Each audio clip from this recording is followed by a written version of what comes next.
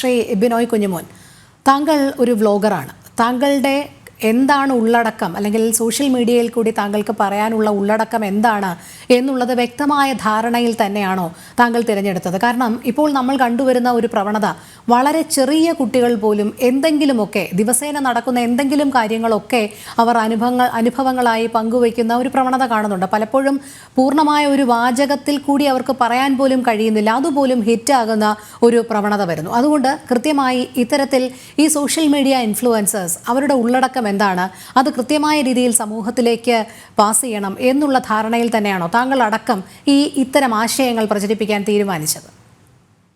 എന്റെ ഒരു കാര്യം മാത്രം എനിക്ക് പറയാം. എനിക്ക് ഇപ്പൊ എന്റെ വീഡിയോ 100 പേര് കണ്ടാല് അതിൽ 75 പേര് തെറ്റിലേക്ക് പോകത്തില്ല എന്ന് പറഞ്ഞ അത്തരത്തിലുള്ള ഞാൻ നേരത്തെ പറഞ്ഞു, ഞാൻ ചെയ്യുന്ന അന്ധവിശ്വാസങ്ങൾക്കെതിരെയുള്ള നിങ്ങൾ അങ്ങോട്ട് പോകരുത്, നിങ്ങൾക്ക് പണം നഷ്ടപ്പെടും, അങ്ങനെയുള്ള സംഭവങ്ങൾ, അത് നിങ്ങൾ ശരിയും തെറ്റും മനസ്സിലാക്കിയിട്ട് മാത്രമേ അത് അങ്ങോട്ട് പോകാവൂ എന്നുള്ള സൂചന കൊടുത്തുള്ള വീഡിയോ ആണ് ഞാൻ ചെയ്യുന്നത്. ഒരു പബ്ലിക് അവയർനെസ് ഉള്ള വീഡിയോ ആണ് ഞാൻ ചെയ്യുന്നത്.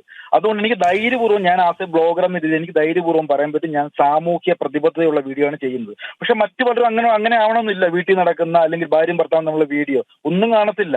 അവർ പറയുന്ന പൈസ മാത്രം ഏൺ ചെയ്തുകൊണ്ട് സമൂഹത്തിൽ ചിലപ്പോൾ തെറ്റായ സന്ദേശം കൊടുക്കുന്നവരുണ്ടാവും, അല്ലെങ്കിൽ ഒരു എന്റർടൈൻമെന്റ് വീഡിയോ ചെയ്യുന്നവരുണ്ടാവും. അങ്ങനെ പല രീതിയിലാണ്. പക്ഷെ അത് വിവേചിച്ച് അതിന് ശരിയായ തെറ്റെന്നുള്ളത് മനസ്സിലാക്കി പോകേണ്ട സമൂഹമാണ്. ഏതാണ് നമുക്ക് പ്രയോജനമുള്ള വീഡിയോ, അങ്ങനെയുള്ള സെലക്ട് ചെയ്ത് പോകേണ്ട ബാധ്യത സമൂഹത്തിനാണ്.